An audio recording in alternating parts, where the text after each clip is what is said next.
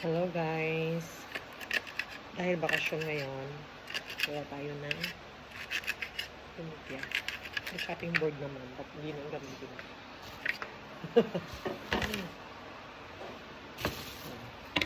Gawa tayo ngayon ng lumpia. So, meron tayong sprouted munggo there. And then, cabbage. Nilagay din tayo ng cabbage.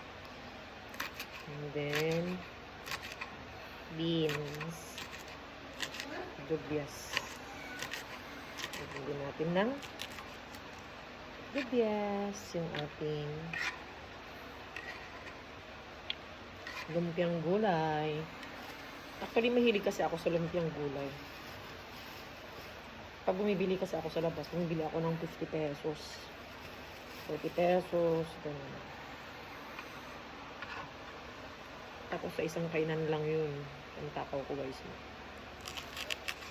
Pero nung dalaga ako, hindi ako palakain.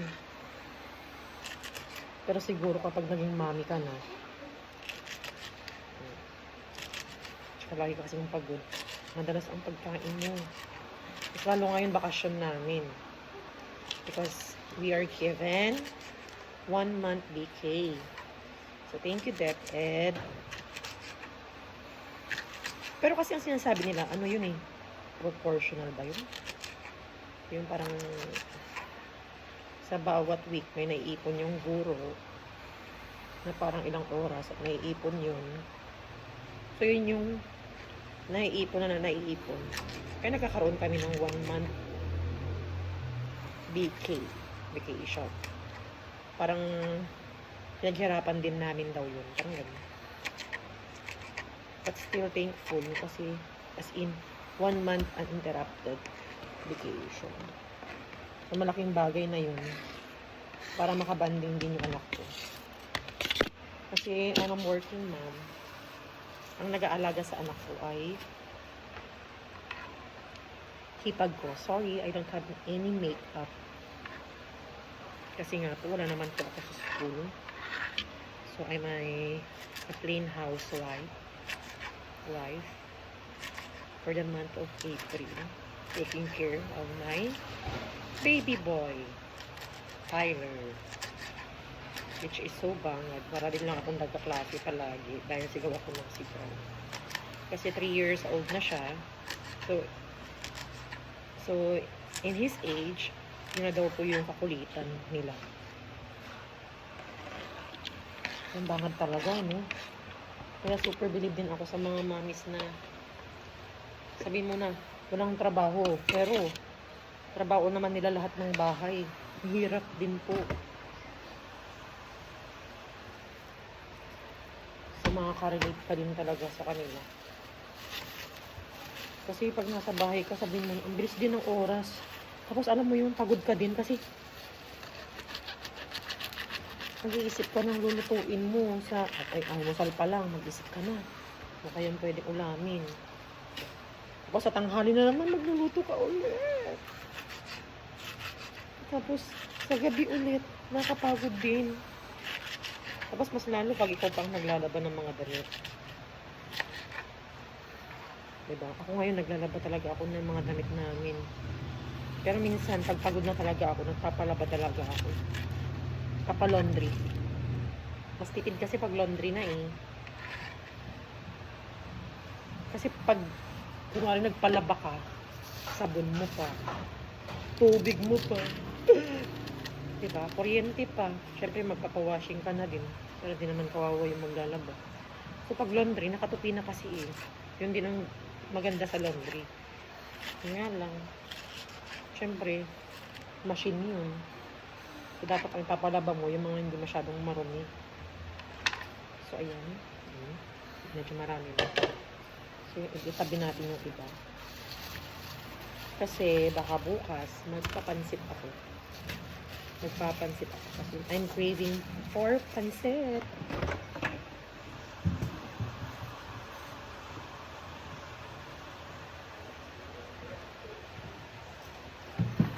So may binili din akong sayote and carrots kahapon. Pero kanina bumili ako ng sayote.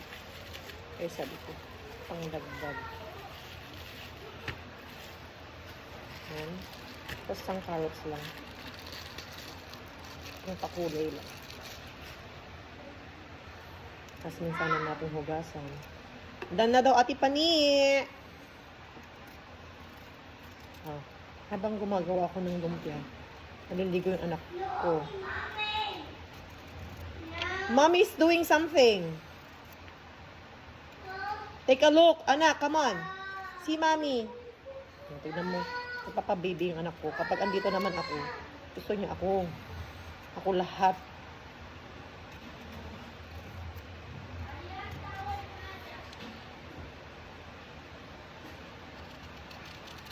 Ang hirap talaga, promise. Mag-alaga ka pa ng bata. Magluto ka. Yung energy mo talaga. Pero worth it naman. Parang pa-isa-isa. Ito na lang. I'm doing something, anak ko. Look. I'm going to cook. I'm going to cook some food for you. Some food. Ito na lang mas mabilis.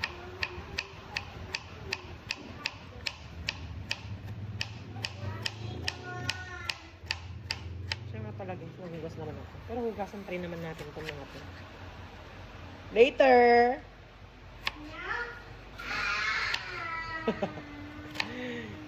Ito ko yung pino lang para hindi natin matikman mamaya yung sayore.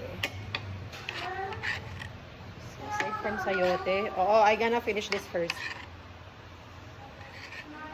Okay, wait for mommy. Can you go outside and see mommy? See mommy first. Come on. Gusto niya talaga magpabuhat.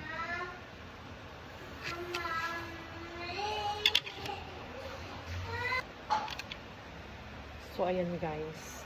Biglang balut. Dahil kinuha ko muna yung anak ko. Dahil ayaw niyang magpabihis kay Ate Pani. Only mommy daw.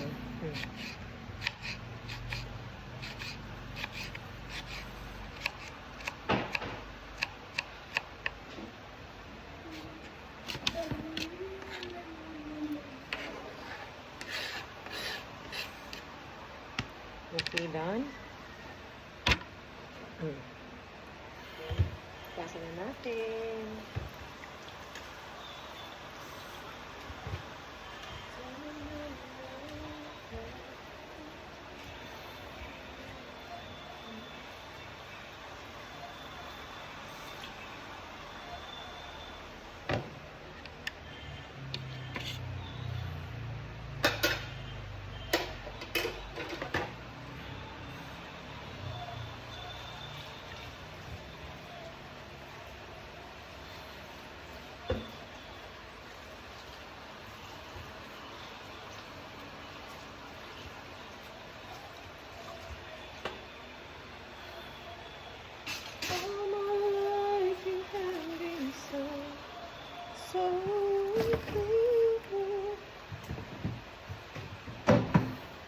So, may mga tira pa tayo.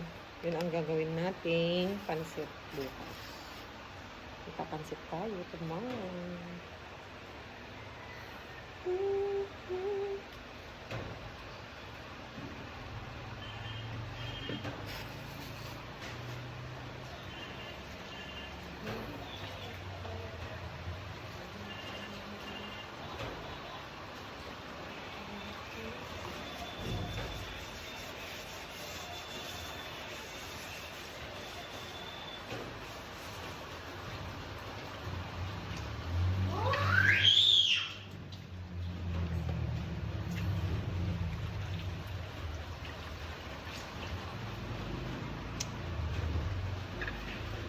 So guys, magigisa na tayo.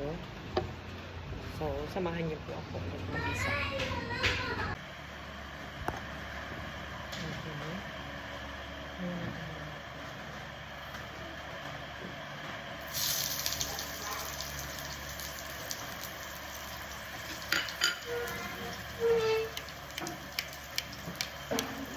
Lagay din pala tayo ng tokwa guys. Para sumarap.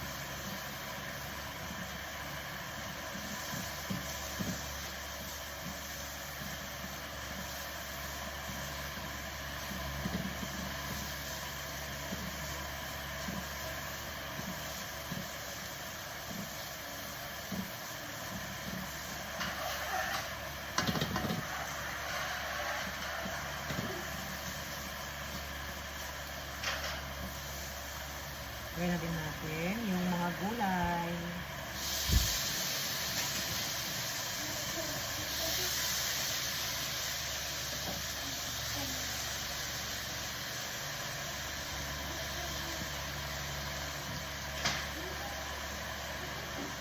Actually, hindi ko kasi hilig ang magluto.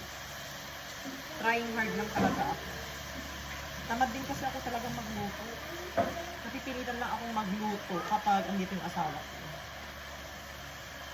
Tsaka ngayon napipilitan din ako magluto para sa anak ko. Kasi nga, kung ako lang, kahit di na ako kumain.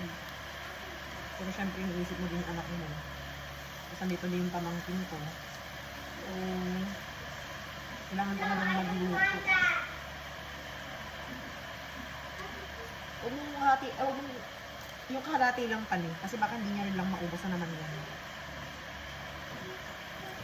Kuha ka na din dyan. Kainin nyo na yan.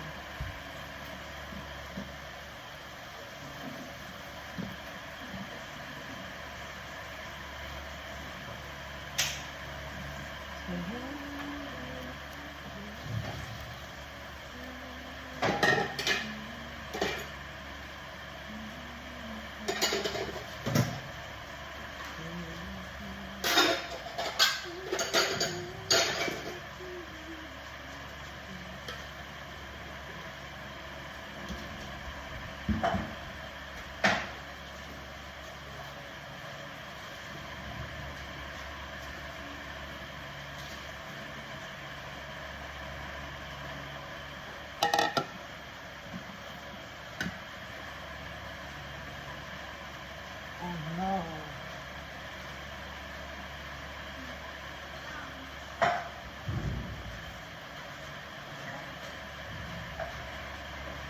Ano pa tayong salt?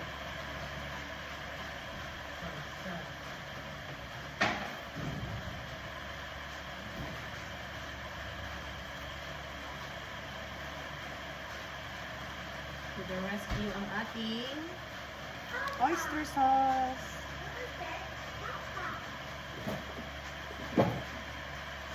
Tyler, asa yung gunting natin?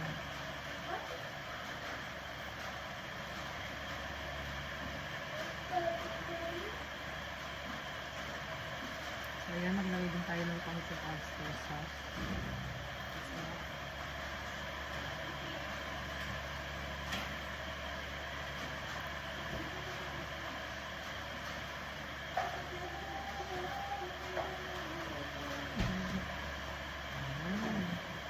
Para medyo sumarap na ating gagawin lumpiang gulay. Ewan ko kung lalagyan ba talaga ng soy yun. Ng soy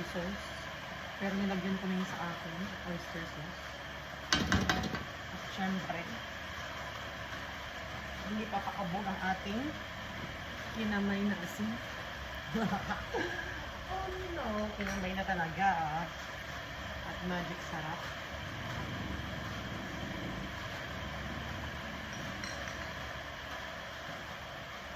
Galing din natin ng konting paminta.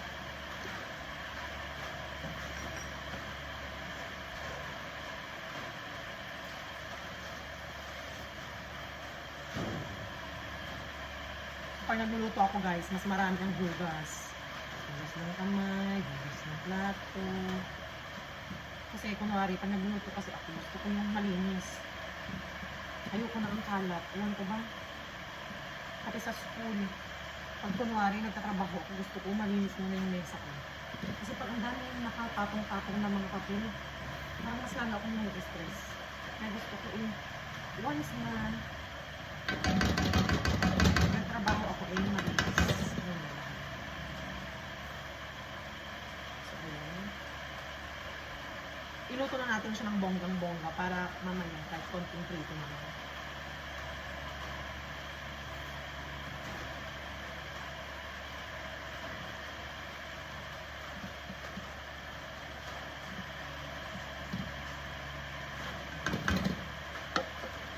Ayan guys, malapit nang maluto ang ating lumpiang gulay. So after that, palalamigin muna natin siya. And then tapos, saka natin siya babalutin sa wrapper, lumpia wrapper. Okay. So namalengke ako. Parang nung kahapon, nagastos ko. Parang 600 higit. Pero kunti lang nabigay ko guys, grabe. Super mahal na talaga ng bilihin. Tapos ngayon, naman ako, namalingki na naman ako. Parang nasa 600 plus ulit. So grabe yung within that 2 days, parang 1,2 plus higit, or 1,3 sabihin mo na ang nagastos ko. Tapos kukunti lang ha. Kukunti lang na yung mabibili mo. So grabe na talaga ang mga bilihin ngayon sa Pilipinas. Pahirap ng pahirap. Pero yun nga lang, kailangan magtipid. Pero ngayon, hindi ka makapagtipid. Kasi nga, bakasyon. Wala ka namang ginagawa, nasa loob lang ng bahay. So, ang gagawin mo ay lumamon. Manood. So, panigurado. Manood, lumamon. Ang results, malaki ang bill sa kuryente, tubig, sa gason, mabilis maubos dahil luto ka ng luto. Kung may mailuluto ka. But thank you, Lord. Meron pa naman. So, ayan, ayan lang natin siya to para mas maluto pa. And stop. See you again, guys.